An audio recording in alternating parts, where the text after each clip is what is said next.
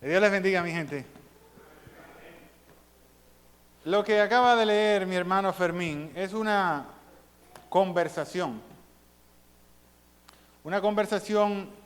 que revela algo sumamente interesante. Van al sepulcro y por enésima vez el Señor tiene que recordarle que todo lo que va a pasar, todo lo que ha acontecido y lo que posteriormente pasaría es una consecuencia de la gracia del Padre, porque ya estaba escrito. Estaba escrito en la ley y en los profetas. Esta es, pues, una, digamos que, primera división de la palabra. Los estudiosos realmente no se ponen de acuerdo en cuándo se hace una división de la palabra de Dios. ¿A partir de qué fecha, de qué momento se puede hablar de una Tanaj, como dicen los hebreos? La Tanaj es el compendio de 3 tipos de libros. Está la ley, que como bien sabemos todos, se trata de los escritos de Moisés. Están los profetas y también están los escritos. Llamándose escritos todos los libros que tienen que ver con poesía. Se llamaban los libros de David. Pero por extensión también abarcan los libros de Salomón, que escribió poesía. Y como cosa extraña, también están las crónicas, que fue el último de los libros que fue adoptado para entrar. Pero antes de hablar de esto, tenemos que ver que hemos manoseado una palabra. Nuestro hermano Fermín dice que yo me he propuesto hablar acerca del canon del Antiguo Testamento. De manera que nosotros debemos estar bien claros en lo que significa la palabra canon. ¿Tiene alguien acá una idea de lo que es el canon de algo? Si lo buscamos en el internet, lo buscamos en Google, lo googleamos, va a decir que tiene al menos 3 acepciones, 3 formas de expresar, que expresa 3 cosas diferentes.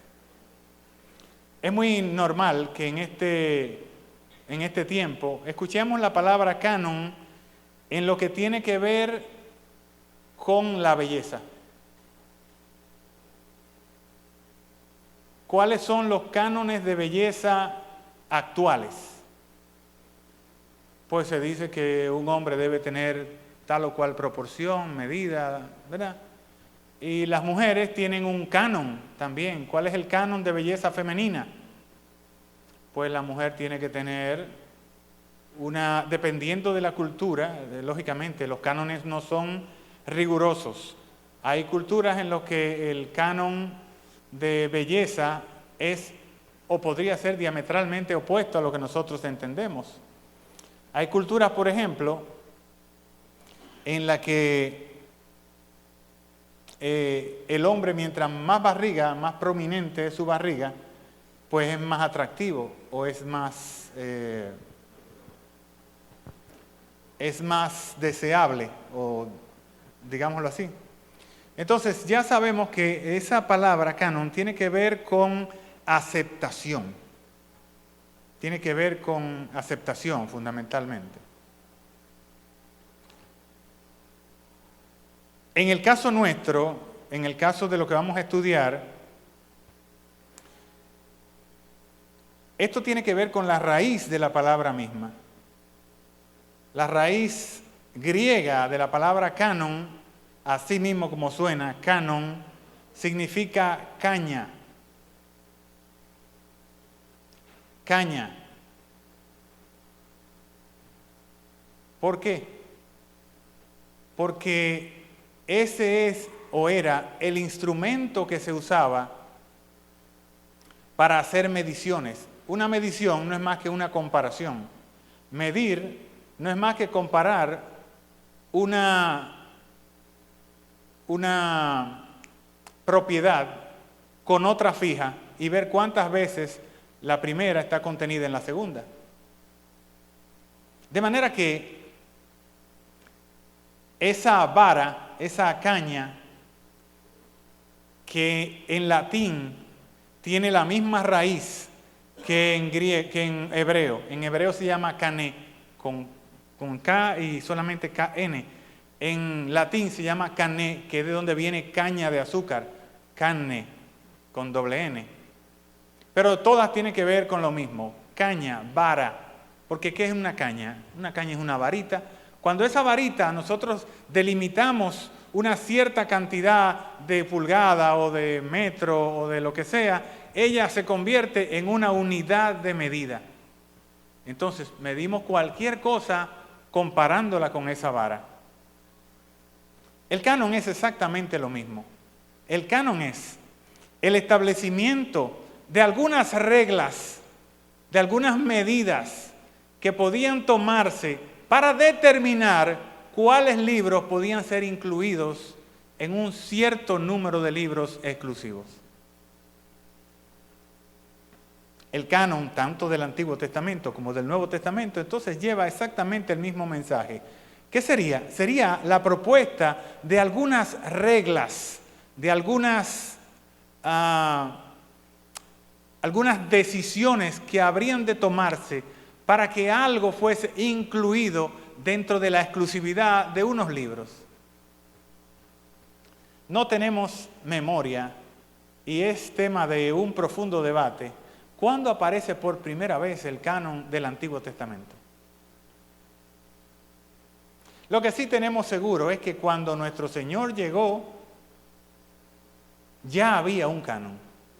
Más, ese canon que lo leímos hace un ratito, esa división que el Señor hace cuando dice, entonces Él les dijo, oh insensatos y tardos de corazón para creer que lo que los profetas han dicho.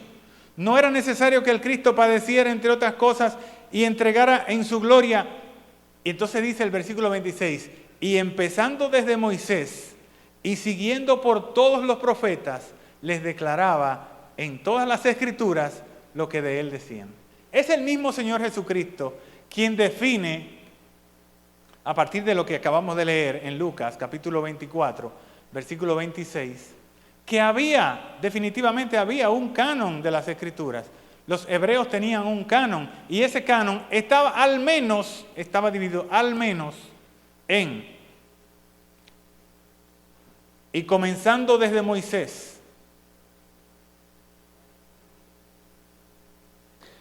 y siguiendo por todos los profetas, ya al menos habían 2 renglones canónicos en los que podíamos encontrar la división del Antiguo Testamento.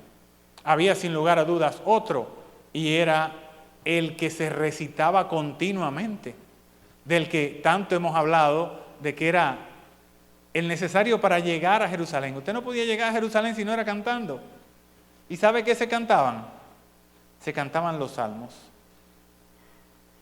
¿Y sabe qué se enseñaba? Se enseñaban los proverbios, todos y cada uno de ellos.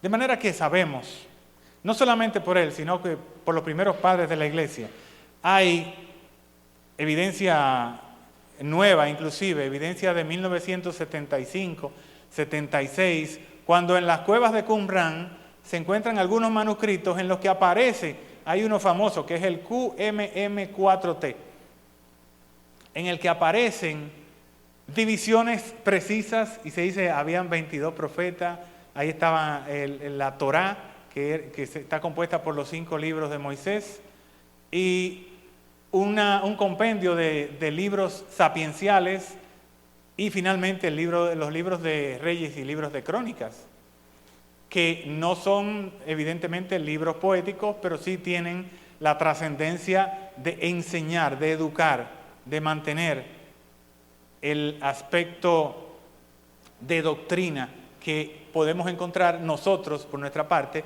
en el Nuevo Testamento. Los escritos del Nuevo Testamento son de suma importancia para nosotros, porque se constituyen en la norma de conducta de todos nosotros. Las explicaciones que da el apóstol Pablo, las diferentes cartas del ámbito apostólico enmarcan básicamente el accionar de todo cristiano. Pero el accionar de todo cristiano no está limitado a las cartas apostólicas, sino que nosotros tenemos todos los principios del Antiguo Testamento como base de estas cosas que ya los apóstoles comenzaron a imponernos, comenzaron a señalarnos como buenas y válidas. De manera que, como para nosotros es tan importante el Nuevo Testamento, cada uno de nosotros ha escuchado al menos 100 veces hablar acerca del canon del Nuevo Testamento. Y sabe cómo se armó y el concilio de Nicea y cómo aceptaron los libros y cuáles son los principios básicos de aceptación, lo que se llama el canon del Nuevo Testamento. Pero ¿cuántas veces hemos oído hablar del canon del Antiguo Testamento? ¿Cuántas veces se ha enseñado la canonización del Antiguo Testamento desde acá? Muy pocas veces realmente. Es también nuestro Señor Jesucristo quien nos invita diciendo: escudriñad las Escrituras. ¿Cuáles han de ser las Escrituras a las que señalaba nuestro Señor Jesucristo? El Antiguo Testamento. Es por esto que yo voy a aprovechar esta ocasión para hablar un poquito acerca del Antiguo Testamento.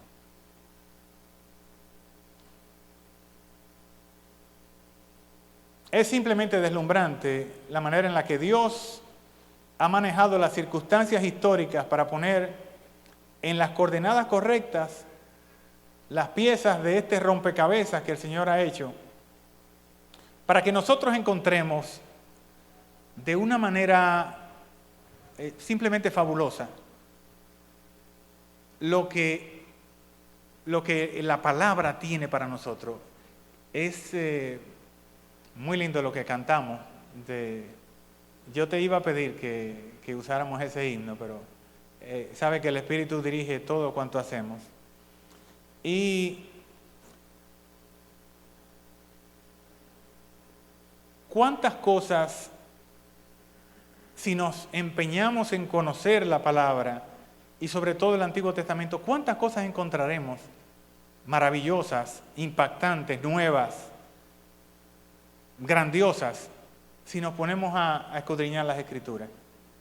¿Y cómo veremos cada vez más la figura de Cristo en cada una de las palabras que nosotros ya hemos visto que le pasamos por encima y que prácticamente no significan nada? Pero cuando profundizamos en el estudio de esas palabras, vemos la figura de Cristo prácticamente en todo. Los que estuvieron acá el miércoles pasado, por ejemplo, para mí fue impactante lo que hizo Mateo en la introducción de su evangelio. Cómo recoge ese maravilloso número 5, que hemos de hablar de él cuando hablemos del Pentateuco. Cómo recoge ese maravilloso número 5 y rompe su libro en 5, igual que el Pentateuco. Y hace una introducción y un colofón, que serían 7. El libro de Mateo, como les decía, está dividido en 7. Pero también dentro de la introducción, él llama a 5 profetas, haciendo uso de nuevo del 5. Y vimos cómo el pasado miércoles, cómo el primer profeta está enlazado con la última palabra del Señor en el libro de él. Eso, para mí eso es una cosa maravillosa. Eso es algo deslumbrante, que no importa la capacidad del ser humano. Y yo me voy más lejos. Estamos en medio del auge de la inteligencia artificial. Está arrancando la inteligencia artificial y ya esto no lo para nadie. Voy a hacer un paréntesis para hablar un poquito acerca de lo último que aprendí de inteligencia artificial.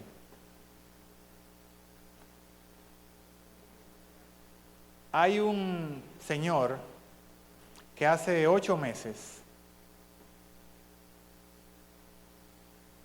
8 meses, o sea que no fue hace 10 años,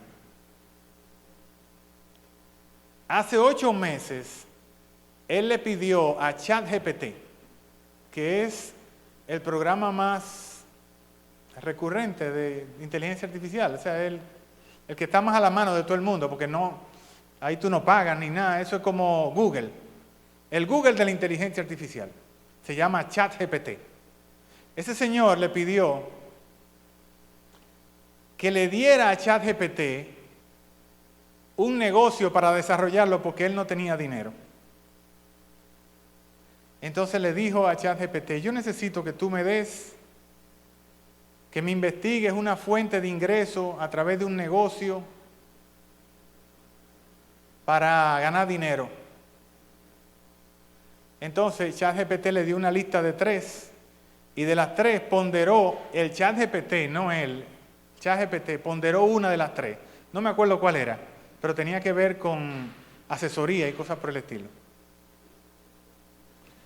Con esa idea se fue a otra herramienta de inteligencia artificial y le dijo que le creara una página en internet para vender eso. Y después se fue a otra página y la otra página le hizo todo lo que tiene que ver con el mercadeo de eso, pero gratis. Y le hizo la papelería y le hizo todo. Y el tipo se evalúa en más de 1.3 millones de dólares su fortuna de hace 8 meses para acá. Pero con todo y lo fuerte que pueda llegar a ser la inteligencia artificial, eso no es relajo, eso yo lo leí porque es una historia verídica. Con todo y lo fuerte que sea, que pueda llegar a ser la inteligencia artificial, no va a llegar a ese punto donde llegó Mateo. A esa elaboración a la que llega Mateo, en la que fantásticamente hace un desglose de cómo los profetas anunciaban a nuestro Señor, y al final el primer profeta es el que dice la última palabra de su libro. Es una cosa maravillosa.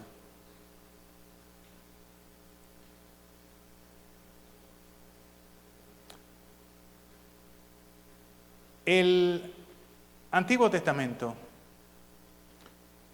o el canon del Antiguo Testamento, tiene que ser diferenciado de 3 acepciones, de 3 cosas, tanto para los judíos como para nosotros.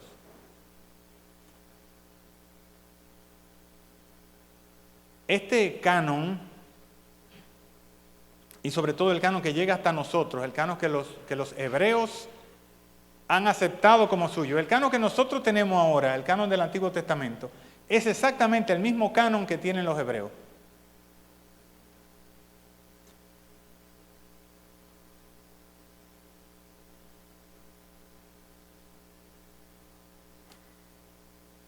Este canon es completamente diferente al Talmud original, por cuanto el canon del Antiguo Testamento presente, o el canon bíblico hebreo de esta época, nuestro, está compuesto por esa división tripartita que yo les hablé hace un ratito, de la ley, que no es más que el Pentateuco, o sea, los 5 libros de Moisés. ¿Saben por qué se llama Pentateuco? ¿Qué significa Pentateuco? Dígame, mi cielo. ¿Y Teuco? Eso es Penta. ¿Y Teuco? Ok. Yo quiero que entiendan que tengan bien claro en sus cabezas que tener una Biblia como nosotros la conocemos ahora es relativamente reciente. Este aparato que nosotros tenemos acá es de la Edad Media para acá.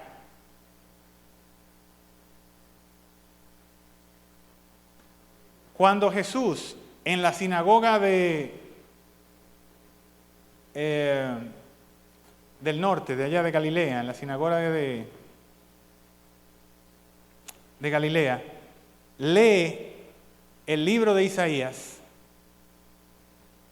él no está leyendo de un libro que tiene 2 tapas y se cierra y en el medio tiene muchas hojitas. Él agarra un rollo. Y el rollo tenía todas las palabras del profeta. Él agarró Isaías y leyó una porción de Isaías. Aquí se ha cumplido, hoy se ha cumplido esta profecía en nosotros.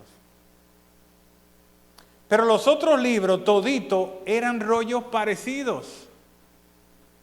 Eran piel de cordero, escrita a mano, entre 2 palos, un palo arriba y otro palo abajo en el que se enrollaban. Y esos rollos, para que no se deterioraran, lo metían en unos cofres de vasijas de barro. Entonces, a esa vasija de barro se le llama teucos en griego. Ese sitio donde se meten esos rollos es el teucos. Entonces, por eso es que sale la expresión Pentateuco, solamente para cultura general. Para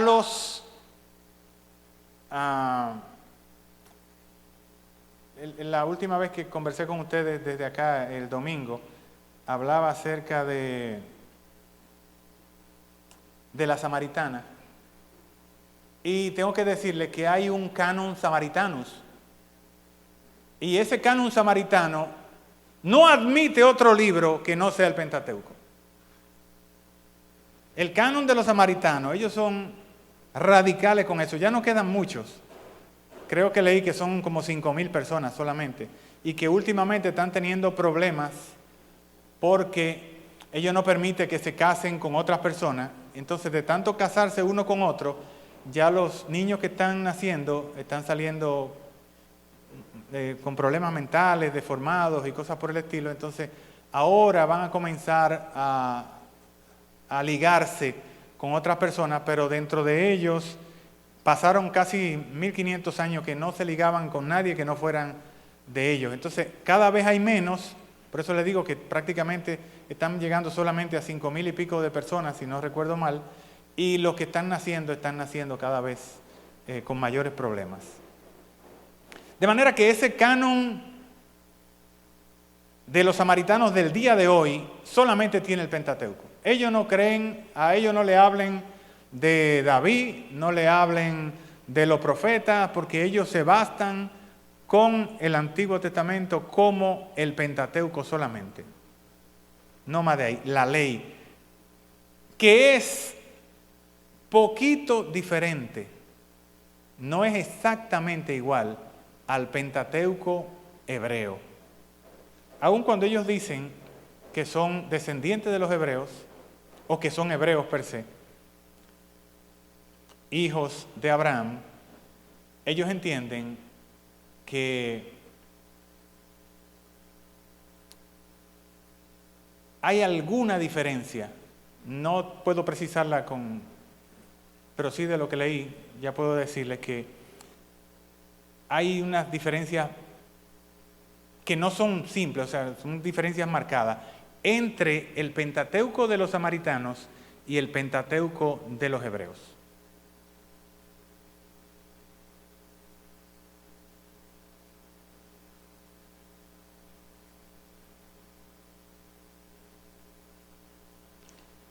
La tradición oral dentro de los hebreos, porque para todo esto tenemos que decir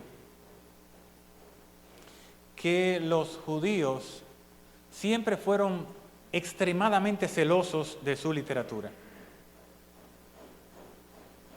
Así como ellos no mencionan el nombre de Dios, ni siquiera en privado. No es como nosotros que podemos con toda claridad hablar de nuestro Señor y hasta tutearlo. Ellos no mencionan el nombre de Dios, pero tampoco escribían con su mano acerca de estas cosas. Lo que crea que no haya una tradición escrita acerca de esto. O sea, la discusión se hace más grande porque de cualquier cosa que nosotros vayamos a hablar, que no sea de las Escrituras, nosotros vamos a encontrar que fulano escribió tal cosa y fulano escribió tal otra cosa, pero en el mundo de los hebreos, ellos no escribían acerca de la palabra. Entonces, por eso no se puede precisar el momento en el que ellos establecen un canon para el Antiguo Testamento. Porque todo lo que tenemos es tradición oral. Y la tradición oral, como ustedes saben, atribuye a Moisés casi la totalidad de la Torá, del antiguo, de los primeros 5 libros. Casi la totalidad, porque evidentemente Moisés no pudo haber escrito acerca de su muerte, ni de la entrada a la tierra prometida, porque evidentemente no estaba. Entonces, aún así, mientras que la parte histórica podríamos decir que es una transliteración de esa tradición oral, o sea, de decirlo de uno a otro, se translitera, se escribe, y eso es lo que nos llega a nosotros como parte de lo que nosotros podríamos discutir acerca del canon del Antiguo Testamento. Había pues literatura de este tipo y literatura profética desde Abraham.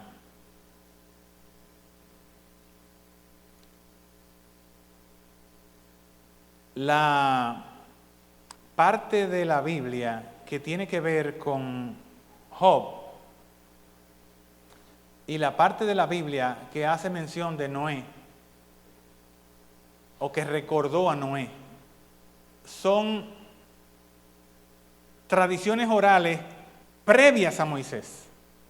Son mucho anteriores que Moisés, que se mantenían de una boca en la otra, y el Señor las mantuvo así hasta que llegaron a ser recogidas por el propio Moisés. La parte profética, la narración de la historia personal del pueblo de Israel, también entra dentro de este circuito que nosotros podemos llamar tradición oral. O sea, no había cosa escrita. ¿Dónde nosotros podemos fijarnos que nace realmente la necesidad de tener un canon? Les voy a lanzar esa pregunta para que me hagan una elucubración ahí rápidamente. ¿Dónde ustedes creen que el pueblo necesitó tener libros escritos y tenerlos cada uno en su mano? ¿Dónde más o menos ustedes creen que podría aparecer esa necesidad? ¿A partir? Yo creo que un poquito más para atrás.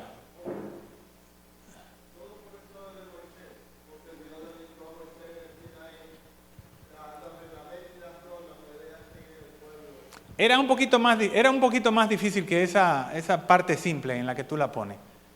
Tenía que ser un poquito más difícil porque si Moisés habló con el Señor y el Señor le entregó las tablas, que fue lo único que le entregó, Moisés escribía, pero la autoridad recaía completamente sobre Moisés. Tú querías saber algo, tú tenías que preguntarle a Moisés, tú no tenías necesidad de tener un libro, ni una cosa en la mano.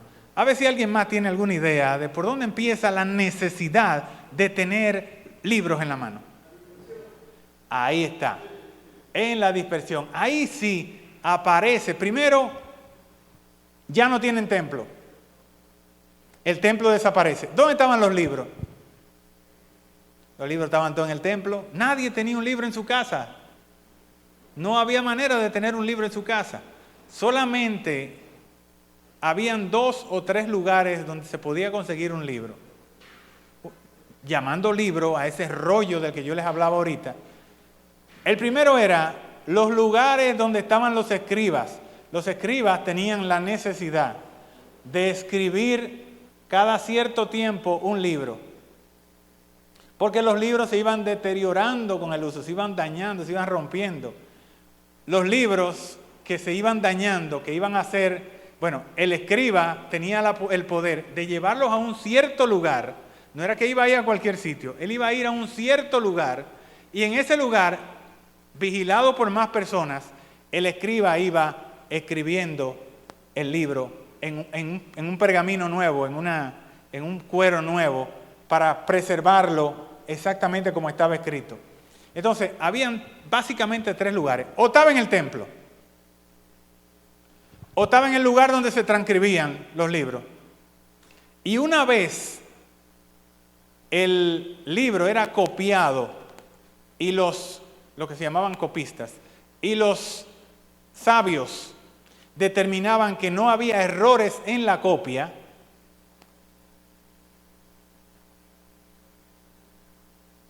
entonces el libro viejo no se podía desechar porque eso era palabra de Dios. Había que meterlo en una vasija y esconderlo en un lugar debajo de la tierra, porque no se podía desechar, eso no se podía poner la mano. Eso era palabra de Dios, así como, no, yo creo que más que como nosotros pensamos que es la palabra de Dios, ellos lo veían aún más grande. Entonces ellos, un libro ya terminado, que había terminado su vida útil, que ya estaba roto, rasgado, lo que sea, ese libro tenía el tratamiento de la misma palabra de Dios. No podía ser pisoteado, no podían dejar que se llegara al extremo de la rotura. Tenía una serie de reglas y eso hacía que lo metieran dentro de una vasija y lo llevaran a un lugar en donde no hubiese humedad. Por eso aparecen bibliotecas completas como los manuscritos del Mar Muerto. Yo me imagino que todos ustedes saben lo que son los manuscritos del Mar Muerto. Es una colección que unos judíos ultraortodoxos que se llamaban esenios, los esenios, agarraron todos esos libros, lo metieron en ese tipo de vasija, lo taparon y lo llevaron a un lugar que está cerca del Mar Muerto. Ahí hace un calor terrible y ahí no hay humedad, porque es un desierto fuertísimo. Entonces, eso hace que preserve el libro.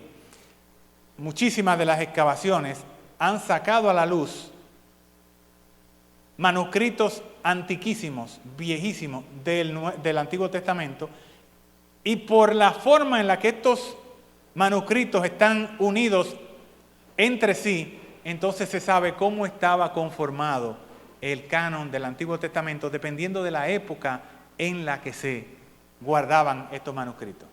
Es por eso, no por otra cosa. No hay una historia escrita que te diga, mira, se reunieron fulano, fulano y fulano y determinaron que vamos a tomar como libros inspirados el libro de Esdras, el libro de Nehemías, el libro de Ruth. Eso no existe. Se sabe primero por la forma en la que se encontraban estos manuscritos cuando las personas que investigan que hacen agujeros en la tierra y sacan cosas, ¿no? A los arqueólogos llegan a los sitios experimentales, entonces ahí se determina, en esta época, en la época en la que se enterró esto, habían tantos o cuales libros que eran de dominio de tal o cual gente. Hay una línea de tiempo súper interesante en la que nosotros podemos ver el trayecto de la conformación del Antiguo Testamento. Moisés comienza a escribir alrededor de 1500, 1470, 50 antes de nuestro Señor. De manera que, como Moisés solamente dura un promedio de 40 años escribiendo, podemos decir que hasta 1490 antes de nuestra era comienzan a perfilarse los escritos de Moisés. La deportación, el año 600 a.C., 598 a.C. El retorno, en el año 400 y pico. En el año 250 se da un movimiento especial. un movimiento que se conoce como la Septuaginta. Y posteriormente, un tema que se debate, todavía se debate, cerca del año 90 de nuestra era, se cree o se dice, se argumenta, que hubo un concilio entre los ancianos de Jerusalén, en una ciudad que se llama Jania, que está muy cerca de Nazaret, en el norte. Y de eso vamos a hablar un poquito más adelante. Vamos a hablar entonces lo que decía mi hermano Arroyo, acerca de cuándo nace la necesidad. Pues la necesidad nace desde que le quitan el templo. Cuando desaparece el templo de Salomón, ustedes se pueden hacer la idea, todos aquí prácticamente hemos visto lo que pasa cuando uno como muchacho descubre un hormiguero en el piso.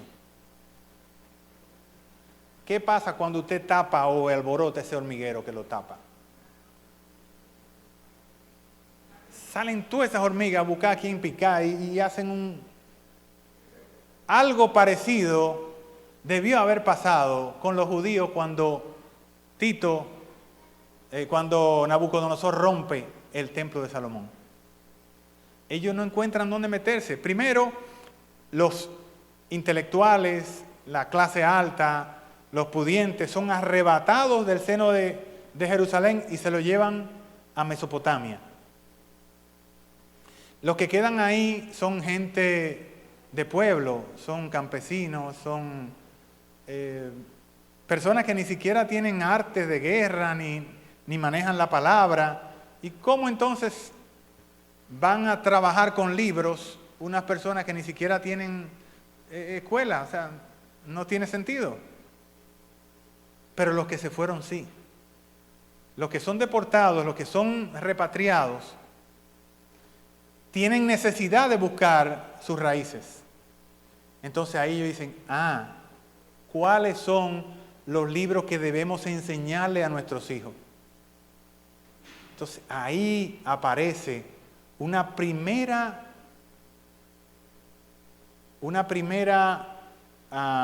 búsqueda o catalogación, porque ni siquiera se puede hablar de canon, una primera catalogación de los escritos que tenían como escritos santos, escritos sagrados. Entonces aparece con el retorno, con Esdras, aparece entonces una especie de canon de la palabra, que no estaba limitado solamente al Pentateuco, sino que hacía uso de otras cosas que podían ayudar a la normalización de la vida de los judíos, que normaban la vida de los judíos, porque los judíos sin historia no son judíos. Entonces ellos necesitaban los libros históricos. Los judíos sin ritos no son judíos. El ritual para el judío es tan grande como su propio Dios. Para ellos el rito tiene la importancia de Dios, porque si no, Dios no hubiese impuesto ritos. De manera que ahí aparece, con el regreso,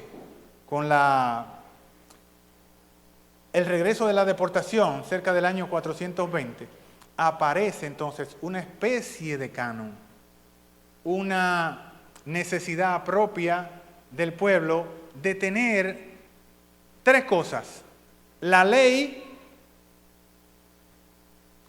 validar las profecías y saber de su historia y de sus tradiciones.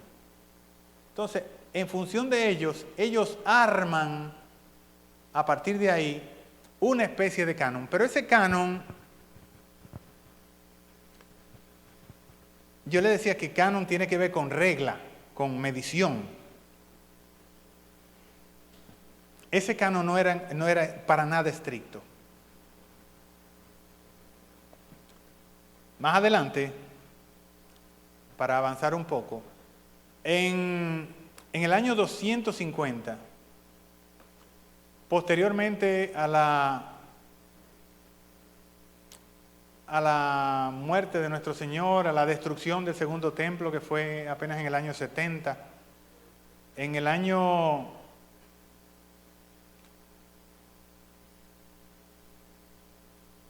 250 antes de la era de nuestro Señor, perdón, antes de hablar del Hania.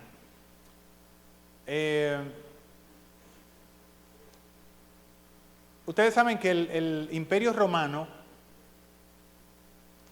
se mantuvo como uno hasta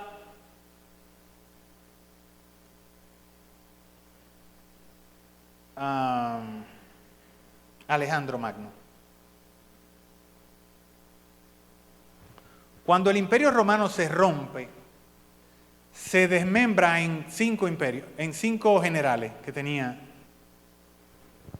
Entonces ahí aparece la guerra entre esos 5 generales para ver quién se quedaba con el poder absoluto. Al final nadie se pudo quedar con el poder absoluto, pero sí sabemos que hay un Imperio Romano de Oriente, un Imperio Romano de Occidente, hay un Imperio Romano del norte de África y que tiene base en Cartago y todas esas cosas. Hay una dinastía de los romanos que es la dinastía de los Ptolomeos. Esa es la dinastía que se queda con la hegemonía desde Egipto hasta Siria. Toda esa franja y un poquito más para atrás, los Ptolomeos. En el año 250 aparece un Ptolomeo que no era un Ptolomeo raro. Eran diferentes, los Seleucidas, que eran los que estaban del lado izquierdo, del lado de lo que es Europa ahora, eran bélicos, eran gente que le gustaba mucho pelear. Pero a este señor, a ese Ptolomeo, lo que le gustaba era leer. Entonces él creó una cultura diferente y ayudó mucho a lo que posteriormente habría de ser el Imperio Romano en la conquista de los otros pueblos.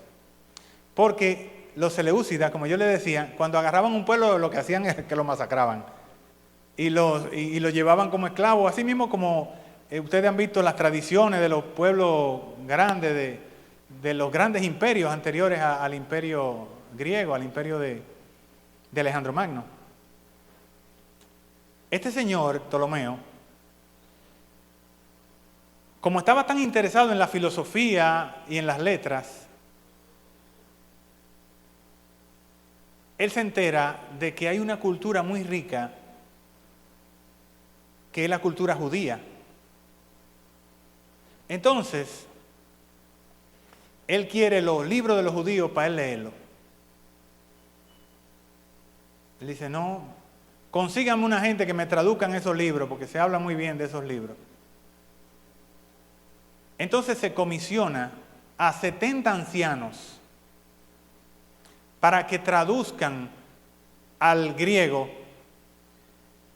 los libros del Antiguo Testamento. Básicamente el Pentateuco. Nosotros no sabemos si la Septuaginta iba más allá de los libros de Moisés, pero sí sabemos que con toda claridad Ptolomeo sí pidió que le tradujeran esos libros. La traducción, lógicamente, se expande con el tiempo. O sea, lo que pidió Ptolomeo, que fueron esos 5 libros, posteriormente llega a los proféticos, porque está el libro de Josué inmediatamente al lado. Aparece el libro de Jueces, que es el libro más importante de la historia de los judíos. Y por ahí comienzan a traducirse todos esos tomos, todos esos libros que ya les había contado. Se puede hablar entonces a partir de ahí de que se puede hablar. No estoy hablando en sentido categórico porque no hay historia escrita, revelada, real acerca de esto. Pero sí se puede hablar de que había un canon cuando nuestro Señor Jesucristo aparece en escena, año 1 de nuestra era. Se puede hablar de que la Septuaginta ya tenía todos los libros compendiados en un solo canon.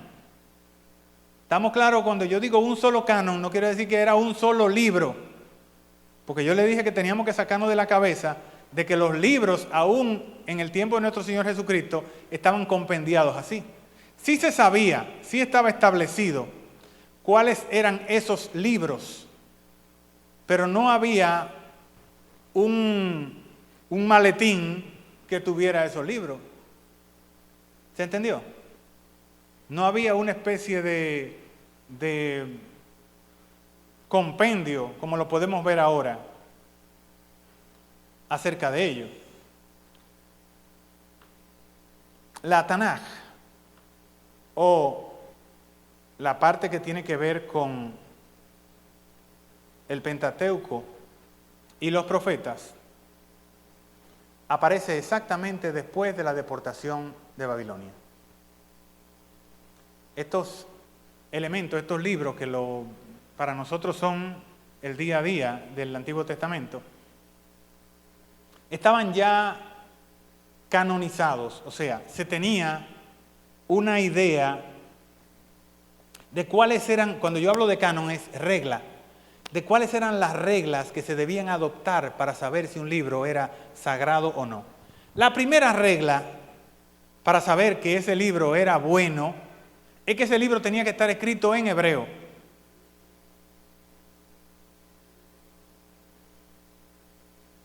Si el libro estaba escrito en griego, como la gran mayoría de los escritos de ese momento, después de la deportación, o si estaba escrito en arameo, que es prácticamente el mismo hebreo, pero es diferente, ese libro no entra dentro del canon.